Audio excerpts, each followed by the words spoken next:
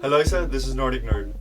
The other day, I woke up and noticed that the entire city of San Francisco was filled with LimeBike scooters. This is a scooter that you can rent and drive around the city one way and just leave it anywhere you want. So today I decided to check out what all this hype was about. I went into the city and rented one for myself. The first thing I noticed was how quick it was to set up.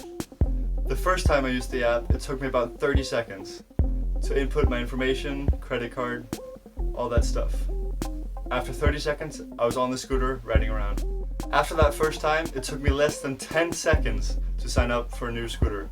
That's really impressive. I stepped on the scooter, hit the gas, but nothing happened. So I read the instructions and saw that you have to kickstart it. This was kind of weird, but you get used to it, so it's fine. After I kickstarted it, I noticed that the throttle is binary. This means it's either on or off. There's no leveling, there's no in between. This binary technology is quite annoying because if you want to go a speed in between being stopped completely and the top speed of the scooter, you have to keep releasing and hitting the accelerator to get that in between speed. I noticed it was quite shaky in the beginning. This is something I got used to and it was actually quite fun. So I started driving towards the park. And of course I tried to go the top speed, which was listed at 13 miles an hour. However, I got it all the way up to 16.3, but that was going downhill. When we got to the park, we put it to the first test, going uphill. With a small motor, it did a pretty good job. I mean, it managed to get me uphill.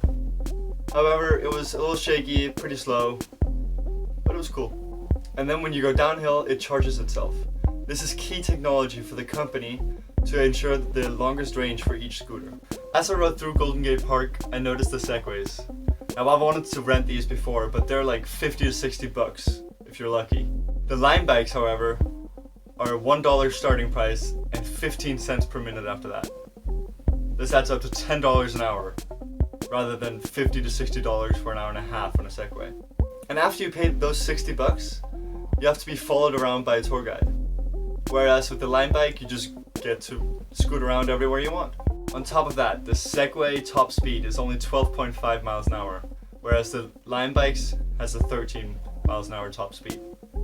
This all just makes the LimeBike so much more convenient, considering affordability, availability, and freedom. But of course we had to test one last thing. Can you do any stunts or tricks on this thing? And clearly you can't. The scooter is just too heavy and it doesn't accelerate fast enough. After about an hour and 15 minutes, I ended my trip through the mobile app. It ended up costing a total of $11.40. This is really cheap for getting around town or just having fun. I really think this is a great product. I had a lot of fun and it's great for getting around town. However, if there's one thing I would add, it would be a phone stand. It would have been very useful to be able to navigate while you're riding the bike. Thank you very much for watching. Please like and subscribe. So just.